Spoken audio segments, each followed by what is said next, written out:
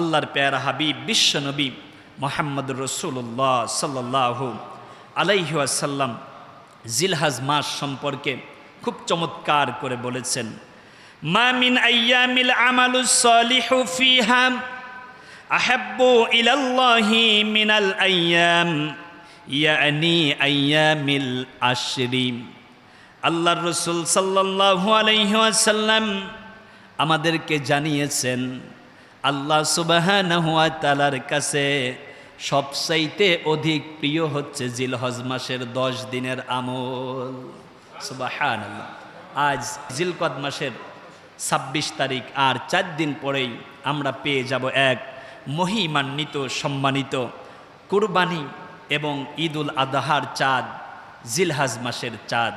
আল্লাহ যেন জিলহজ মাসের পূর্ণ বরকত আমাদেরকে নসিব করেন, পড়ুন আমিন।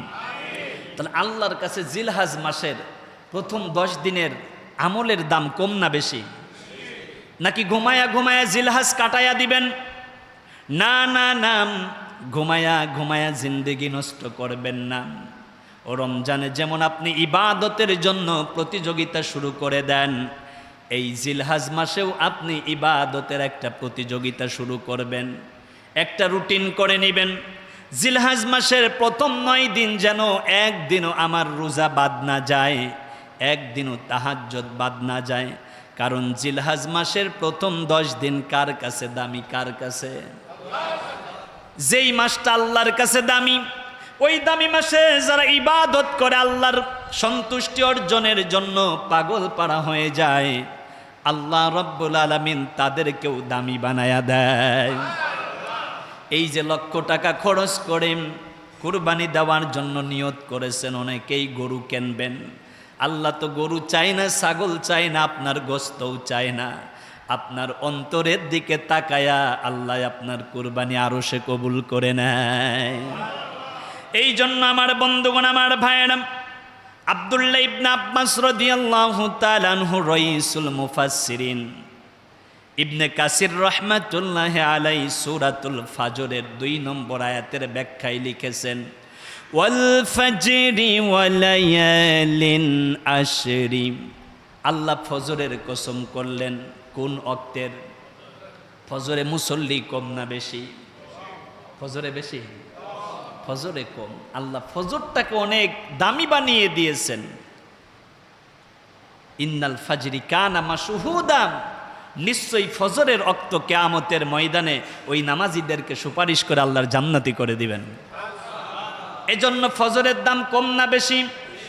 যেই জিনিসের দাম বেশি হয় আল্লাহ গুরুত্ব বুঝাতে গিয়ে সেই জিনিসের কসম করেন। তাই তো বললেন ওয়াল ফাজরি, আমি আল্লাহ রব্বুল আলামিন ফজরের কসম করলাম। এইবার বলেন দেখি, বলেন বাইতুল আমানবাসী ফজরের দাম কম না বেশি? ওয়ালায়ালিন আশরি, আমি আল্লাহ রব্বুল আলামিন জিলহজ মাসের প্রথম 10 দিনের কসম করলাম। যেই জিনিসের গুরুত্ব বেশি, দাম বেশি, আল্লাহ রব্বুল আলামিন তার মর্যাদা বুঝাতে গিয়ে সেইটার কসম করে। এই যে 4 দিন পরে জিলহজ মাস শুরু হবে, প্রথম 10 দিনের দাম কম না বেশি?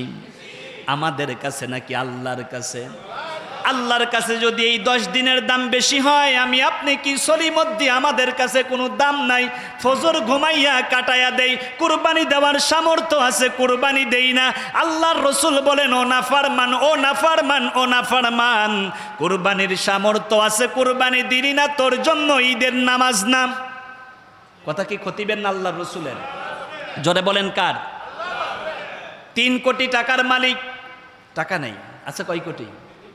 100 লাখে, তার মানে 300 লাখ টাকার মালিক। ওই ব্যক্তি কুরবানি আইলে কয় হাতটা টানাটানি, কয় হুজুর সেই কথা কন, জমিটা বাইনা করছি, এখনো রেজিস্ট্রি করতে পারি নাই, কুরবানিটা কেমনে দেব? কি আছে না? কিন্তু আবার মাইয়াটারে বিয়ে দেয়, মাত্র খরচ করছে 43 লাখ খরচ কইরা।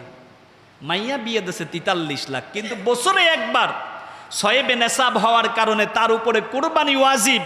ফরজের পরে ওয়াজিবের অবস্থান।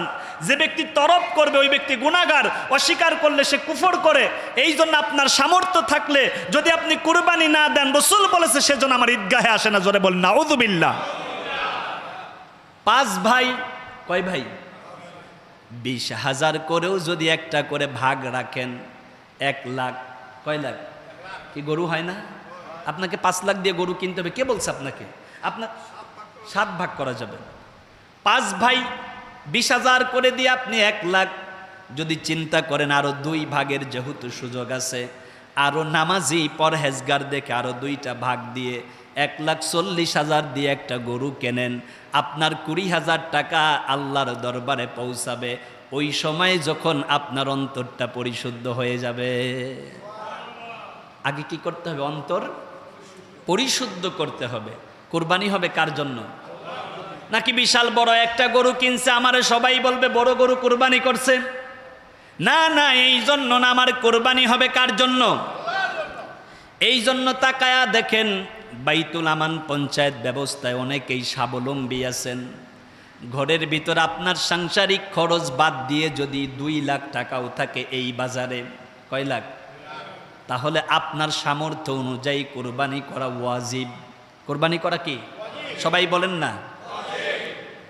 যদি হিসাব করতে যান, সাংসারিক খরচ বাদ দিয়ে ঋণ মুক্ত অবস্থায় বাইতুল আমানে 2 লাখ টাকার মালিক আছে, এরকম লোকের অভাব নেই। কিন্তু কুরবানি নেই, টাকার অভাব নেই, কুরবানিরও নেই। তাহলে আপনি আল্লাহর দরবারে কেমনে নিজেকে সপর্দ করবেন? যাকাতও নাই, যাকাতও নাই। আপনি সয়েবে নেসাবের মালিক যদি হন, এই বাজারে যদি আপনার সাংসারিক খরচ বাদ দিয়ে 2 লাখ টাকাও ক্যাশ থাকে, আপনার উপরে কুরবানি কি? ওয়াজিব। কেউ যদি চিন্তা করেন হুজুর আমার তো 1.5 লাখ আছে, আপনি কুরবানি দিয়ে দেন না। 20,000 টাকা যদি একটা ভাগ রাখেন, তাহলে আল্লাহর কাছে আপনি উত্তম কি পাবেন? প্রতিদান পাবেন। আজরুহুম ইনদা রব্বিহিম, আল্লাহর কাছে রয়েছে উত্তম প্রতিদান। আর উত্তম প্রতিদান হচ্ছে লিকাই রব্বিহি, কারণ কুরবানি কার জন্য হয়? আর কুরবানি মানেই হচ্ছে করবা, মানে আল্লাহর কাছে যাওয়া। যারা আল্লাহর রাহে কুরবানি করে তারা সরাসরি আল্লাহর কদম মোবারকের কাছে চলে যায়। সুবহানাল্লাহ। এই জন্য এবছর যাদের সামর্থ্য আছে কুরবানি দেব, তো প্রয়োজনে ভাগে দেব। প্রয়োজনে কি করব? ভাগে দেব। 3 ভাই 50,000 করে দিলেই তো 1.5 লাখ টাকার একটা গরু হয়ে যায়। কিন্তু আমরা অনেক সময় চিন্তা করি, দূর, সেই কথা কয় বাইতুল আমান পঞ্চায়েত ভাগ আছে 2টা। কি আছে? সবাই বলেন না। তো 2টা ভাগ আছে, 5 কেজি 5 কেজি পাইলেও তো 10 কেজি। এরপরে মুতাল্লি সাহেব দেবে, আব্দুর রহিম সাহেব দেবে, জব্বার সাহেব দেবে, অমুকে দেবে, তমুকে দেবে, মোটামুটি 20 কেজির একটা ব্যবস্থা হয়ে যাবে। সেক্ষেত্রে আমার আর কোরবানি দেওয়া লাগে? আমার দাদা সবসময় একটা কথা বলতো, কয় কামনা কইরা যদি ভাত পাওয়া যায় কাম করার দরকার আছে? কামনা কইরা যদি ভাত পাওয়া যায় কাম করার দরকার আছে? 20 কেজি থাকতো না। এই ব্যাপার আমার আব্বা খুব সচেতন। কারণ আমার আব্বা তো ভিন্ন কোরবানি দেয়, আমিও ভিন্ন দেই, মানে একসাথেই গরু কিনি, কিন্তু ভাগ আব্বারটা আব্বার, আমারটা আমার। আব্বার কথা যে তোমার ভাগের 5 কেজি থাকবে, আমার ভাগের 5 কেজি থাকবে, আর বাকি যা আছে সব মানুষকে দিয়ে দেবো। 5 কেজি একবারে রান্না করব, ঈদের 2 দিন পরে বাকি 5 কেজি রান্না করে শেষ। কারণ আমরা তো বছরে 2, 4, 10 বার কিনে খাইতে পারি, কিন্তু যে মানুষগুলো কিনে খাইতে পারে না, ওই মানুষ আপনার বাড়িতে আপনার দরজায় আসলে আপনি তাকে কুকুরের মতো তাড়ায়া দিবেন না। যদি তাড়ায়া দেন আপনার কুরবানি কবুল হবে না। অনেক ক্ষেত্রে দেখা যায় ধনাঢ্য মানুষ যারা কুরবানি দেয়, কিন্তু আবার স্বাবলম্বী যারা কুরবানি দেয় না, এই ধনাঢ্য মানুষগুলো তাদেরকে দিতে গিয়ে গরিবেরা ভাগই পায় না। কি কথা বুঝতে পারতেছেন? কারণ আপনি তো সামর্থ্যবান, আপনার দেওয়ার সামর্থ্য আছে, আপনি আরেকজনের কাছে হাত পাতেন কেন? আল ইয়াদু আল উলিয়া খৈরুম মিন ইয়াদি সুফলা, উপরের হাতের থেকে নিচের হাত উত্তম। উপরের হাতটা উত্তম আর নিচের হাতটা অধম। এজন্য আমরা নিচে হাত বাড়াবো না, বরং আমরা দেবার চেষ্টা করব। কি করব? এক ভিক্ষুক করতেছে ভিক্ষা, মাগো লা ইলাহা ইল্লাল্লাহ, আল্লাহর নামে কিছু খয়রাত দাও। ওই বাড়ির মালিক আর খয়রাত দেয় না। ভিক্ষুক দেখতে দেখতে অতিষ্ঠ হয়ে রাগ হইয়া কয়, চাউল দিতে পারো, টাকা দিতে পারো, আর না পারো, কিচ্ছু না পারো, এক খাবলা ছাই দাও। এটা তো দেওয়ার একটা অভ্যাস তো হোক। এবছর আপনি গরু দিতে পারতেছেন, একটা ছাগল দিয়ে শুরু করেন।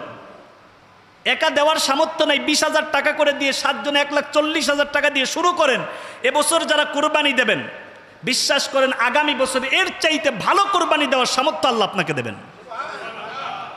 আমি ব্যক্তিগত কথা বলি, যেদিন থেকে আমি জাকাত দেওয়া শুরু করছি, প্রথম বছরে জাকাত যতটুকু ছিল তার পরের বছর থেকে জাকাতের অংশ খালি বাড়তেছে। আর আল্লাহ রাব্বুল আলামিন বলেছে জাকাত মানেই সম্পদ বৃদ্ধি হওয়া। যারা আল্লাহর জন্য দেয়, বাড়ায়া দেয় কে? এই যে মুতাওয়াল্লি সাহেব যখন কুরবানি দেওয়া শুরু করছেন, কয় হাজার টাকার গরু দিছেন? 20,000। আর এখন কুরবানি দিতে গেলে টাকা লাগে 6-7 লাখ, আরো বেশি লাগে। আপনি চিন্তা করছেন, তাই কি আল্লাহর জন্য দিলে কি কমে না বাড়ে? তাহলে যদি সেইটাই চিন্তা হয়, তাহলে যাদের সামর্থ্য আছে 5 ভাই, 3 ভাই, 7 ভাই মিলে হলেও এই বছরে কুরবানি দেব ইনশাআল্লাহ। আল্লাহ তুমি তৌফিক দাও, জোরে পড়েন আমিন। কারণ আপনি যদি আমিন বলেন, দোয়া কবুল করবে কে? মনে মনে চিন্তা করতেছে আমিন বললে কি বিপদে পড়বো নাকি? জোরে বলেন না আমিন। আমার বন্ধুগণ, আমার ভাইয়েরা, জিলহজ মাসের প্রথম 10 দিনের দাম কম না বেশি? আল্লাহর রসুল সাল্লাল্লাহু আলাইহি ওয়াসাল্লাম এই 10 দিনের কিছু আমলের কথা বললেন। জিলহজ মাসের 1 তারিখ থেকে 9 তারিখ পর্যন্ত নফল রোজা রাখবো। কি রোজা? বেশি বেশি জিকির ও কোরআন তিলাওয়াত করব, চলতে ফিরতে জিকির করব, সময় পাইলে আল্লাহর কোরআনটা বের করে কোরআন তিলাওয়াত করব। কোরআন আছে যেখানে রহমত আছে, তার মানে রহমতের মাস জিলহজ মাস। কোরআন তেলাওয়াতের মাধ্যমে কাটবে, জিকিরের মাধ্যমে কাটবে। রমজানে যেমন একটা রমজান রমজান ভাব থাকে, জিলহজ মাসে ইবাদতের একটা পরিবেশ আমরা বাইতুল আমানবাসী করতে চাই। পারবো তো ইনশাআল্লাহ? রোজা রাখবেন, রাস্তায় দেখা হয়েছে, ভাই 1 কাপ চা খান। না ভাই, আমি তো আজকে রোজা রেখেছি। অন্য পঞ্চায়েতের মানুষ চিন্তা করবো, ওমর খোদা সেই কথাটা কও, বাইতুল আমানের মানুষ দেখি নফল ইবাদত পর্যন্ত ছাড়ে না। তার মানে আপনারা দেখা দেখি যদি অন্যরাও ইবাদত করে, তার একটা সোয়াব আল্লাহ আপনার আমল নামায় দিয়ে দেবেন। কিন্তু কোনোভাবে যেন লৌকিকতা না হয়ে যায়। হবে কার জন্য? আমি আল্লাহর জন্যই করব, কিন্তু আমার দেখা দেখি আর একজন যেন ইন্সপায়ার হয়, আমার দেখা দেখি যেন আরেকজন করতে থাকে। আমার মনে পড়ে, আমাদের এলাকায় এক প্রাইমারি স্কুলের হেডমাস্টার ছিল, ওনার জমি ছিল 150 পাখি, 22 শতাংশে 1 পাখি। তো জুমার দিন যতদিন আমি ওনার কাছে ছোটবেলায় বসতাম, আমি কোনোদিন ওনাকে মসজিদে টাকা দেওয়া দেখতাম না। 150 পাখি জমি মানে কি কম? অনেক না? তা আমার মা প্রত্যেক দিন ওই সময় আমাকে 2 টাকা করে দিত জুমার দিন, যে তুমি এটা মসজিদে দিও। তা আমি যখন ওনার সামনে বসে এরকম দেওয়া শুরু করলাম, মাঝে মাঝে দিতাম, আবার মাঝে মাঝে দেখা যেত যে মা টাকা দিত, চিন্তা করতাম এটা মসজিদে দেবো, যে 2 টাকার খাজা খেয়ে ফেলি, মানে মিষ্টি খেয়ে ফেলি। মাঝে মাঝে এমনটাও হইতো। ছোটোবেলা তো ছোটোবেলার মতোই। তো কিছুদিন এভাবে দেওয়ার পরে তখন তাকে দেখলাম যে ওই টিচার উনিও দেখি 1 টাকা 2 টাকা করে দেওয়া শুরু করছেন। তার মানে আপনি এমন মানুষের কাছে বসছেন, আল্লাহর ঘর মসজিদে কিচ্ছু দেয় না, কিন্তু পকেট থেকে 50 টাকার একটা নোট বের করে ওরে দেখায় আপনি আল্লাহর ঘরে দেন। ওরে দেখানো মানে ওরে দেখানো না, ওরে এইটা বোঝানো যে আল্লাহর ঘর মসজিদে নিজের অর্থ দিতে হয়, আর দেওয়ার কারণে আল্লাহর কাছে পছন্দের হওয়া যায়। সুবহানাল্লাহ পড়েন। এজন্য মাঝে মাঝে দান দেখায়া করতে হয়, যে এই যে আল্লাহর ঘরে আমি 1000 দিলাম, ভাই আল্লাহ তো তোমার সামর্থ্য দিচ্ছে, তুমি কেন দিতে চাও না? ভাই এ সম্পদ তো একদিন থাকবে না। এই যে আপনি তার এই কথাটুকু বললেন, আপনার কথা বলার কারণে সে যদি আল্লাহর ঘরে দান করে, তাহলে আপনি একটা অংশ সোয়াব পেয়ে যাবেন, কারণ আপনি দান করার ব্যাপারে সহযোগিতা করছেন। কি করছেন? সহযোগিতা করছেন। 3 নম্বর, কুরবানির পশু ক্রয়ের জন্য পূর্ব প্রস্তুতি গ্রহণ করা। আমরা কেমন পশু ক্রয় করব, কত টাকা দিয়ে ক্রয় করব, কোন বাজার থেকে ক্রয় করব, দেখে শুনে। কুরবানির পশু অনেক সময় মনে করি দূর এইটা দেখে শুনে না কেনাই ভালো, কারণ আমি তো আল্লাহর জন্যই দিচ্ছি। না, আমি এই কথার সাথে পুরা বিপরীত। কারণ হচ্ছে আপনি কিনলেন 1 লাখ টাকা দিয়ে একটা গরু, ন্যূনতম তো 3 মণ হওয়া দরকার, তাই না? 1 লাখ টাকার গরুতে 3 মণ। এখন আপনি 1 লাখ টাকা দিয়েই কিনলেন, এখানে গোশ হয়েছে মাত্র 2 মণ 20 কেজি। এখানে লস না লাভ? লস। কারণ এখানে যদি আরো 1 মণ গোশ বেশি হইতো, তাহলে আমি 1 মণে 40 কেজি, 40টা গরিব পরিবারকে বেশি দিতে পারতাম। এই জন্য আমি হালাল টাকা দিয়ে গরু কিনবো, যাচাই বাছাই করে ভালো মানের গোশও বেশি হবে, যাতে অন্যকে বেশি দিতে পারি। এই চিন্তায় আমরা যাচাই বাছাই করে গরু কিনবো। পারবো তো ইনশাল্লাহ? কারণ আপনি চিন্তা করলেন কুরবানির গরু আল্লাহর জন্যই তো দেবো, টাকার দিকে তাকানোর দরকার নাই, গরুর দিকে তাকানোর দরকার নাই। না, গোশ যত বেশি হবে আপনি অন্যকে তত কি করতে পারবেন? বেশি দিতে পারবেন। এজন্য গোশের ফলন দেখেও গরু কিনতে হবে আপনাকে। কারণ আমার টাকা কি আমি জলে ফেলাইয়া দেবো নাকি? আমার টাকা তো হারামের টাকা না, এটা হালালের টাকা, মাথার গাম পায়ে ফেলে অর্জিত টাকা। এই টাকা দিয়ে আমি গরু কিনবো, আমার বাড়ির পাশের ভাই, আত্মীয় স্বজন, আপনজন সবাইকে দিয়ে ত্যাগের মহিমায় উদ্ভাসিত হবে বাইতুল আমানবাসীদের এবছরের কুরবানির ঈদ। পড়ুন আমিন। 4 নম্বর, জীবনের গুনাহ মাফের জন্য বেশি বেশি তাওবা এবং ইস্তেগফার করা। আপনি 5 ওয়াক্ত নামাজের পর আল্লাহর কাছে তাওবা করবেন, আল্লাহর কাছে দোয়া করবেন। আর জিলহজ মাসের চাঁদ দেখা গেলে চুল এবং নখ, অবাঞ্ছিত লোম এইগুলো কাটা যাবে না, আগেই কাটবেন। এখন তো সহজ হিসাব, যেদিন আপনি সৌদি আরবে চাঁদ দেখার সংবাদ শুনবেন তার পরের দিন সূর্য ডুবার আগেই আপনার হাতের নখ, আপনার চুল, অবাঞ্ছিত লোম যা আছে এগুলো আপনি কেটে ফেলবেন। যারা কুরবানি দেওয়ার নিয়ত করেছেন তারা চাঁদ উঠার পরে কুরবানি দেওয়ার আগ পর্যন্ত এইগুলো আর কাটতে পারবেন না। আল্লাহ রসুল এ ব্যাপারে বলেছেন, ইযা রাআইতুম হিলালা জিলহজ্জা, যখন তোমরা জিলহজ মাসের চাঁদ দেখবে। কি দেখবে? চাঁদ দেখার সুন্নত এখন হারিয়ে গেছে না? এজন্য চাঁদ দেখার জন্য আপনি ঈদগাহ মাঠে চলে আসবেন, নাতিকে নিয়ে ছাদে চলে যাবেন। ও আরাদা আহাদুকুম আইয়ুদহিয়া, তোমাদের মধ্যে কেউ যদি কুরবানি দেওয়ার নিয়ত করে, ফালিয়ুমসিক আন শা'রিহি ওয়া আযফারিহি, ওই ব্যক্তি যেন চাঁদ ওঠার পরে তার হাতের নখ, মাথার চুল এইগুলো না কাটে। তাহলে সৌদি আরবে যেদিন চাঁদ দেখা যাবে তার পরের দিন সূর্য ডুবার আগে আপনি আপনার নখ, আপনার চুল, আপনার শেভ হওয়া লাগলে এগুলো করবেন। শেভ হওয়া মানে কিন্তু আবার দাড়ি ফালাইয়া দেওয়া না। শেভ হওয়া মানে কি?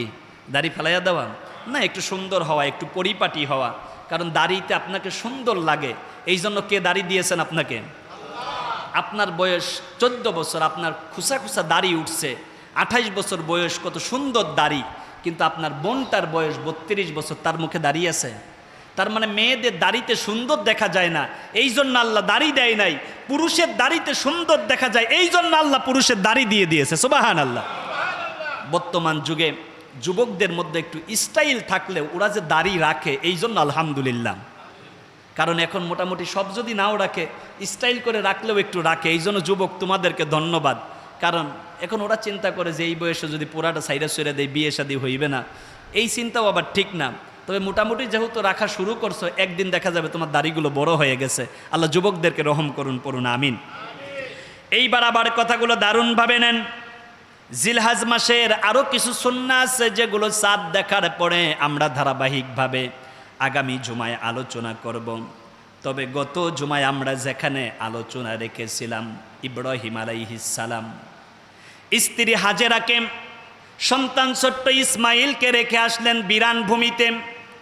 সিরিয়া থেকে প্রায় 1400-1500 কিলোমিটার দূরে মক্কা। ওই সময় বাড়ি নাই, ঘর নাই, পানির কোনো ব্যবস্থা নাই, মরু এলাকা। সন্তান এবং স্ত্রীকে রেখে চলে যাচ্ছেন ইব্রাহিম খলিল। স্ত্রী হাজেরা ডাক দিয়ে বললেন, স্বামী গো, কার আদেশ আমাদেরকে রেখে যাচ্ছেন?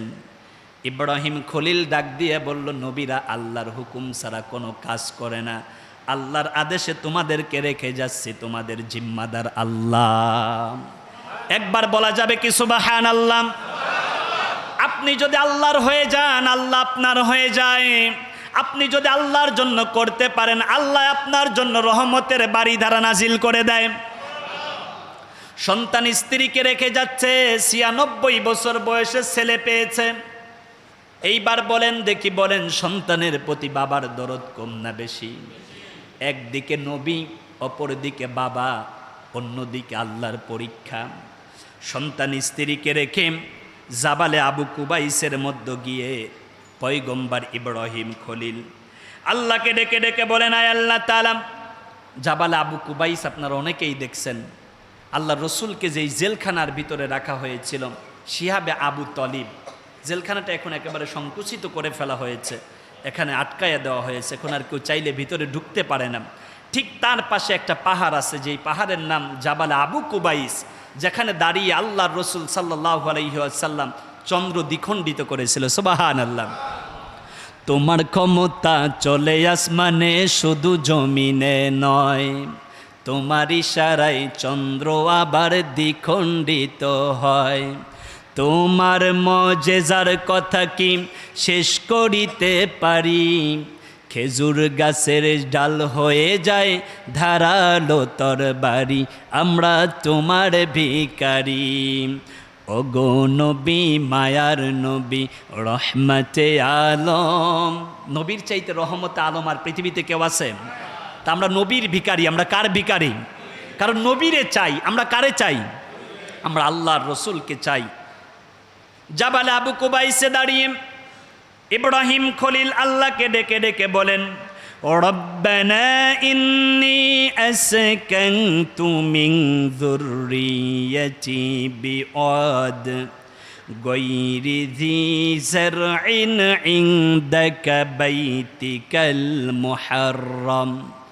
রব্বুল আলামিন, তোমার আদেশে আমার ছোট্ট ইসমাইলকে, আমার স্ত্রীকে মাত্র কয়েকদিনের পানি আর মাত্র কয়েকটা খেজুর দিয়ে রেখে যাচ্ছি রে মালিক। এখানে কেউ নাই, বিরান ভূমি, তুমি ওদের জন্য হামিম নাসের হয়ে যেও। তবে তোমার কাছে দোয়া করি, রব্বানা লিয়ুকিমুস সালাম, আমার এই স্ত্রী, আমার এই সন্তান, তাদের মাধ্যমে দিয়ে যেন এই জায়গা নামাজ কায়েম হয়। কি হয়? ইব্রাহিম খলিলুল্লাহ জাবালে আবু কুবাইসের উপরে দাঁড়ায়া কার কাছে দোয়া করে? সবাই জোরে বলেন না, কার কাছে? তো এখন আমরাও যদি আল্লাহর কাছে দোয়া করি, এই জন্য কি বেদাত হবে নাকি? বরং যারা এইটাকে বেদাতের তকমা দেয়, ওরাই অরিজিনাল বেদাতি, ঠিক কিনা কন? আর আজকের থেকে 30 বছর 40 বছর আগে দুরুদ নিয়ে, সালাম নিয়ে, দোয়া নিয়ে, মিলাদ নিয়ে কোনো ধরনের ফতুয়াবাজি ছিল না। মোবাইলে যখন প্রযুক্তি হাতের কাছে আসছে, তখন কেন জানি মনে হয় একজন বড় বড় মুফতি, পড়া নাই, লেখা নাই, এলেম বলতে কিচ্ছু নাই, সূরা ফাতিহাটাও পারে না, মোবাইলের কারণে দেখা যায় হ্যাঁ বড় মুফতি হয়ে গেছে। আছেন এরকম মানুষ? বরং ফতুয়া দেবে তো শরীয়তের মুফতিরা, ফতুয়া দিবে তো আলেম ওলামারা। কিন্তু আপনি আমি ইসলামের কতটুকু জানি? আমি তো নিজেকে কখনো আলেম হিসাবে জাতির সামনে পরিচয় দিতে স্বাচ্ছন্দ্যবোধই করি না, কারণ আমি যেন মরণের আগ পর্যন্ত তলবে এলেম থাকতে পারি। কারণ এলেম শেখার কোনো শেষ নাই, এলেম শেখার কোনো শেষ নাই। কিন্তু এলেমের কারণে আপনি যেন অহংকারী না হয়ে যান। 4 কারণে মানুষ অহংকারী হয়। কয় কারণে? বংশের কারণে, চেহারার কারণে, এলেমের কারণে, আর মানুষের সম্পদের কারণে। এই 4 কারণ যেন আমাদের অহংকারী না বানায়। জোরে পড়ুন আমিন। এবার আল্লাহকে ডাক দিয়ে বললেন, আয় আল্লাহ তাআলা, ফাজআল আফইদাতাম মিনান নাসি তাহওয়ি ইলাইহিম। আয় আল্লাহ তাআলা রব্বুল আলামিন, সন্তান স্ত্রীকে রেখে যাচ্ছি, এখানে আমাদের আপন বলতে কেউ নাই। মানুষের অন্তরের ভিতরে তাদের প্রতি মায়া জন্মায়া দিও। এই যে তাকায়া দেখেন, তামাম বিশ্ব থেকে লক্ষ লক্ষ হাজি আল্লাহর ঘর বাইতুল্লাহে যায়, যেখানে ইব্রাহিম আলাইহিস সালাম তার সন্তান ইসমাইল এবং তার স্ত্রীকে রেখে আসছিল। দোয়া করেছিল, আল্লাহ এখানে যেন নামাজ কায়েম হয়। এইবার বলেন দেখি, বলেন মক্কার চাইতে বড় নামাজ কায়েমের জামাত কি পৃথিবীতে আছে? আমাদের বাবা আল্লাহর কাছে দোয়া করলো, আল্লাহ দোয়া কবুল করলেন। মানুষের অন্তরে যেন তাদের প্রতি ভালোবাসা জন্ম হয়। আপনি তাকায়া দেখেন, যখন আপনি তাওয়াফ করবেন, পাশেই রয়েছে মাকাম ইব্রাহিম। জমজমের পানি পান করতে গেলে মনে হয় ইব্রাহিমের কথা, ছাপা মারোয়া দৌড়া দৌড়ি করতে গেলে মনে হয় হাজেরা আলাইহিস সালামের কথা। তার মানে তামাম পৃথিবীর মানুষের অন্তরের ভিতরে আল্লাহ কিয়ামত পর্যন্ত ইব্রাহিম, ইসমাইল, হাজেরার প্রতি ভালোবাসা জন্মায়া দিয়েছে। তাদের জন্য হাজিরা সেখানে যায় আর কামনা করে আর দোয়া করে। এইবার আবার খেয়াল করেন, আল্লাহর কাছে কি বলেন? ওয়ারযুকহুম মিনাস সামারাতি লাআল্লাকুম তাশকুরুন। আয় আল্লাহ তাআলা, বিরান ভূমি, এখানে খাবার দাবারের কোনো ব্যবস্থা নাই, কিন্তু আল্লাহ তোমার কাছে দোয়া করি আমার সন্তানের জন্য। সন্তান মানে শুধু ইসমাইল না, সন্তান মানে হচ্ছে কিয়ামত পর্যন্ত যত মানুষ সেখানে যাবে সবাই ইব্রাহিম নবীর সন্তান। জোরে বলেন সুবহানাল্লাহ। মক্কায় খাবারের অভাব আছে? কি অভাব আছে? কত ফল ফ্রুটস, সেখান থেকে নিয়ে আপনার খেপসা, আস্ত খাসি, দুম্বা, খাবারের কোনো অভাব আছে? তার মানে আপনার সেই জায়গাতে যারা যাবে তারা চিন্তা করে, আহারে বাংলাদেশে খাবার অপচয় করি না, কিন্তু বাংলাদেশের মানুষের চাইতে 3 গুণ বেশি খাবার মক্কা মদিনাতে অপচয় করে, নষ্ট হয়। কিন্তু আমরা যারা হাজিরা আছি, মক্কা মদিনায় গিয়ে খাবার অপচয় করব না। কি করব না? আমি মাঝে মাঝে তাকিয়ে দেখি যে বাঙালি যারা, এরাবিয়ানরা যখন প্যাকেট ভরে বিরিয়ানি দেয়, আপনি 1 প্যাকেট হইলেই তো খাওয়া যায় না, কিন্তু বাঙালিরা এমন, ওখান থেকে মনে করেন 1 গাঁটটি নেওয়ার জন্য মনে করেন যে কান্দে করে লইয়া খাইতে পারবেন এগুলো আপনি? বাংলাদেশ, ভারত আর পাকিস্তান, এই 3 দেশের হাজিদের মাইন্ড সেট আপ, এরা বাংলাদেশেও কৃপণ, আল্লাহর ঘর বাইতুল্লাহ যাওয়ার পর আরো বেশি কৃপণ হয়ে যায়। এখানে গিয়ে কি করেন আপনি? একটা খাইতে পারবেন না। আমি যতবার এখান থেকে হাদিয়া পেয়েছি, আমি একটা মনে করেন 2 জন মিলে শেয়ার করে খেয়েছি। অনেক হাজি আছে এরাবিয়ান, যে তার কাছ থেকে মনে করেন যে আপনার ওই প্যাকেটটা থাকে, টান দিয়ে নিয়ে দৌড়াইতে চায়। এখন এরাবিয়ানরা এগুলো দেওয়াই দিন দিন বন্ধ করে দিচ্ছে, শুধু বাংলাদেশের হাজি, ভারতের হাজি আর পাকিস্তানের হাজিদের কারণে। দেখবেন আপনারে হাদিয়া দিচ্ছে, খুশি হয়ে আপনারা হাদিয়া দিচ্ছে, কিন্তু আপনি ইচ্ছা করে যদি হাত বাড়ান তা আপনারা দেবে না। এক এরাবিয়ান আমাকে 50 রিয়াল হাদিয়া দিলেন। ঠিক আমার পাশে একজন দাঁড়াইয়া ছিল, উনি চিন্তা করলেন যে হুজুররে যেহেতু দিছে সেক্ষেত্রে আমারও দিতে পারে, যেই হাত দিছে রে তারাইয়া দিছে। কারণ কি? ইসলামে ভিক্ষা জায়েজ নাই। ইসলামে ভিক্ষা কি নাই? ভিক্ষা মানে তো হাত পাতা। ভিক্ষা মানে কি বলেন না? আরে মেয়ে, আপনি কুরবানির গোশের জন্য হাত বাড়াইবেন কেন? যিনি কুরবানি দেবেন তিনি দায়িত্বের জায়গা থেকে আপনার ঘরের মধ্যে গোশত পৌঁছায়া দেবে, এটাই ইসলামের সৌন্দর্য। সুবহানাল্লাহ পড়েন। অন্যের দরজায় গিয়ে তো আপনার ডিস্টার্ব করার দরকার নাই, কারণ যিনি কুরবানি দিচ্ছেন পঞ্চায়েতের খবর, আত্মীয়র খবর, এলাকার মানুষের খবর তার জানা আছে। আপনার ঘরের মধ্যে গোশত পৌঁছায়া দেবে। কুরবানির দিন হাজারো ব্যস্ততায় আপনি তার ডিস্টার্ব করবেন না, কারণ তিনি তার নৈতিকতা, ইমানি দায়িত্বের জায়গা থেকে আপনার বাসায় পৌঁছাইয়া দেবে। এটাই ইসলামের সৌন্দর্য। সুবহানাল্লাহ।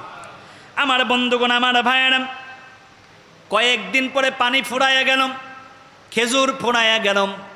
হাজেরা এবং ইসমাইল 2 জন পানির অভাবে মানবতার জীবন কাটায়। এইবার মায়ের সামনে ছোট্ট সন্তান যদি পানির জন্য ছটপট করে, বলেন দেখি, বলেন মা জননী কি থাকতে পারে?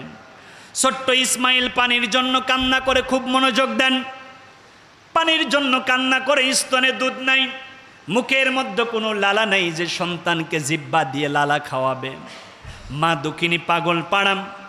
মক্কার উপকণ্ঠ থেকে একটু দূরে আসলেই সাপা পর্বত, যেই সাপা পাহাড়ে দাঁড়াইলে আল্লাহর ঘর বাইতুল্লাহ দেখা যায়, ওই জায়গায় দাঁড়ায়া বাইতুল্লাহ দেখে দেখে দোয়া করলে আল্লাহ দোয়া কবুল করে নেয়। সাপা পর্বতে আসলেন। এখানে বান্দরবন যারা গিয়েছেন, পার্বত্য জেলাগুলোতে পাহাড় ঘেরা যেই এনভায়রনমেন্ট বা পরিবেশ, এই দিকে তাকাইলে মনে হয় সামনে পানি, এরকমটা মনে হয় না? পাহাড়ি এলাকায় যারা গিয়েছেন দেখবেন মনে হয় ওই যে পাহাড় দেখা যাবে, ওখানে পানি, কিন্তু দৌড়ায় কাছে যাবেন, যাওয়ার পরে দেখবেন মরুভূমি। সন্তান পানির জন্য কান্না করে, খোদার জন্য কাতর।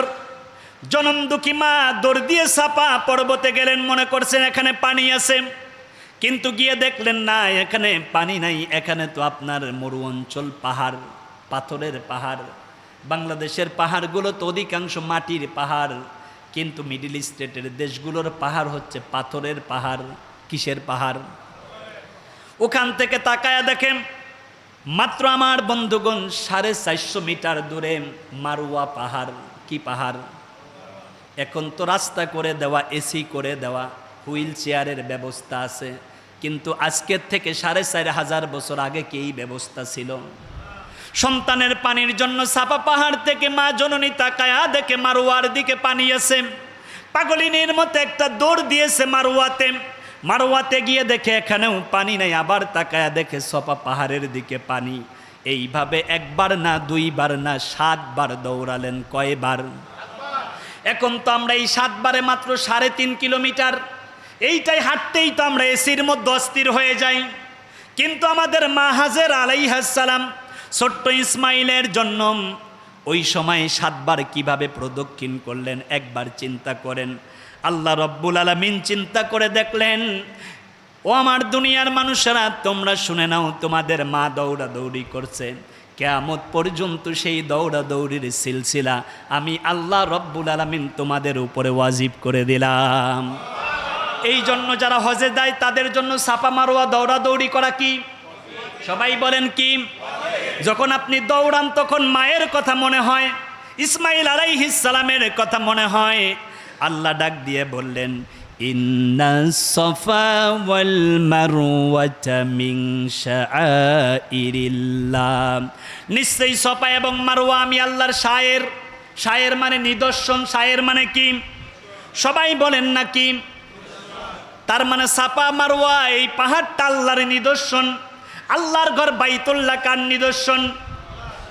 মাকাম ইব্রাহিম কার নিদর্শন? এইবার বলেন কিবলা, মানে আমরা যেই দিকে তাকায়া নামাজ পড়ি ওইটা কার নিদর্শন? আল্লাহর নিদর্শন। এই জন্য আল্লাহ রাব্বুল আলামিন আবার বললেন, ওয়ামান ইউআযযিম শাআইরাল্লাহি মিন তাকওয়াল ফাইন্নাহা মিন তাকওয়াল কুলুব। তোমাদের অন্তরের ভিতরে আমি আল্লাহ রাব্বুল আলামিনের নিদর্শনের প্রতি যদি ভালোবাসা থাকে তাহলে তোমার তাকওয়ার জায়গাটা ঠিক আছে। কিসের জায়গা? আল্লাহর নিদর্শন কাবা। আল্লাহর নিদর্শন কি? এই কাবার প্রতি যদি আমাদের আন্তরিকতা ভালোবাসা ঠিক থাকে তাহলে আমাদের অন্তর কি আছে? আপনি তাকায়া দেখেন আল্লাহর ঘর খানায় কাবা বাইতুল্লাহর দিকে ফিরে ফিরে আমরা নামাজ পড়ি, নাক দেই, কপাল দেই, কারণ কাবা আল্লাহর শায়ের। কাবা আল্লাহর কি? শায়ের মানে নিদর্শন। শায়ের মানে কি? আর এক শাইর মানে হচ্ছে কবি। এক শাইর মানে হচ্ছে কবি, আর এক শায়ের মানে আল্লাহর নিদর্শন।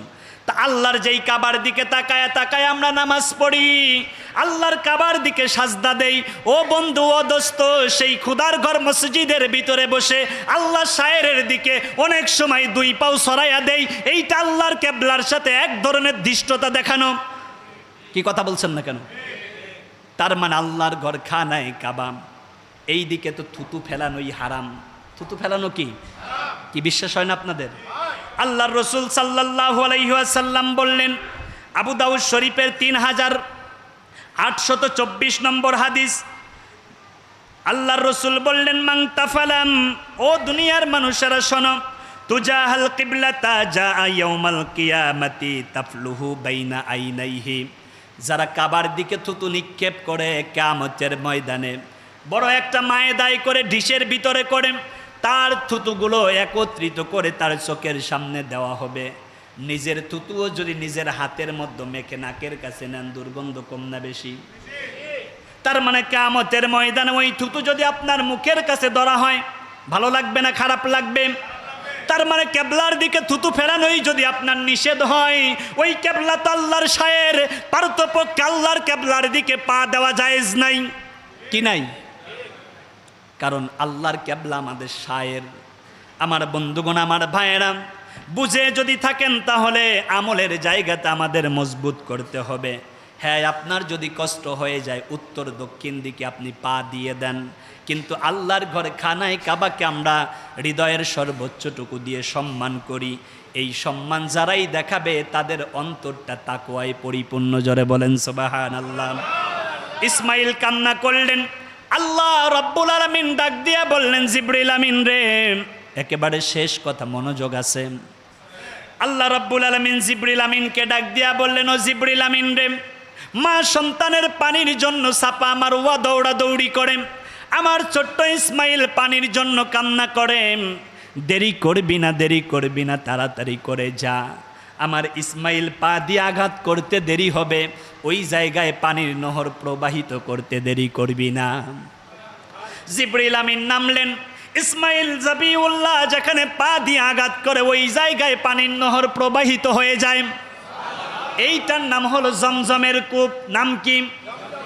মা জননী পাগলিনী হয়ে তাকায়া দেখে কি ব্যাপার, সন্তানের কাছে পানি প্লাবিত হয়ে যাচ্ছে। মা চিন্তিত, পাগলিনীর মতো একটা দৌড় দিয়ে আসার পরে দেখলো সন্তানের পাশে পানির ফোয়ারা। চিন্তা করলো কে পানির ব্যবস্থা করলো, আগে আল্লাহর প্রশংসা করে সুবহানাল্লাহ কি বলা যাবে? মানুষ যখন নেয়ামত পায় শুকর আদায় করে কার? আজকে জুমার নামাজ আসতে পারলেন, শুকর আদায় করবেন কার? একবার বলেন আলহামদুলিল্লাহ। জনম দুঃখী পাগলিনী মা আল্লাহর শুকর আদায় করে পানির উপরে হাত দিয়ে বললেন, জমজম থেমে যাও, কারণ পানি যদি প্রবাহিত হয় এই জায়গায় তারা থাকতে পারবে না। হাত দিয়ে বলার সাথে সাথে পানি স্থির হয়ে গেল। কিয়ামত পর্যন্ত জমজমের পানি তামাম বিশ্বের মানুষ খায়, পানি কি কমে? এটা কার শায়ের? আল্লাহর নিদর্শন। কত গ্যালন গ্যালন পানি প্রোভাইড করে সৌদি সরকার, কিন্তু পানি কি কমে? জমজমের পানির 2টা গুণ, আপনার পিপাসা নিবারণ হয়, আর জমজমের পানি খাইলে আপনার ক্ষুধা নিবারণ হয়। এই জন্য মক্কা মদিনায় গিয়ে জমজমের পানি খাবেন বেশি। জমজমের পানি খাইলে দোয়া করলে কবুল করেন কে? একেবারে শেষ কথা আমার প্রিয় বন্ধুগণ, আমার প্রিয় ভাইয়েরা, ইসমাইলের বয়স 11 বছর। আল্লাহ রব্বুল আলামিন ইব্রাহিমকে স্বপ্ন দেখালেন, সন্তান কুরবানি দাও। কি করো? আগামী জুমায় আমরা কুরবানি থেকে কথা বলবো ইনশা। না হয় নাই জোরে বলেন ইনশা। শেষ কথা, এবছর যাদের কোরবানির সামর্থ্য আছে তারা কোরবানি দেবেন না? দেবেন? দেওয়া লাগবে কি? বাইতুল আমানবাসী দেওয়া লাগবে। তার মানে এবছর খরচ বাদ দিয়ে 2 লাখ টাকাও যদি আপনার কাছে থাকে, কোরবানি কি? সবাই বলেন না? 5 ভাই মিলে ভাগে হলেও কুরবানি দিতে হবে। অন্য দিকে তাকিয়ে থাকার কোনো সুযোগ নাই। এবছর কুরবানি দেব, কুরবানি দেওয়ার মাধ্যমে আল্লাহর নৈকট্য লাভ করব। আল্লাহ তুমি কবুল করো, জোরে বলুন আমিন।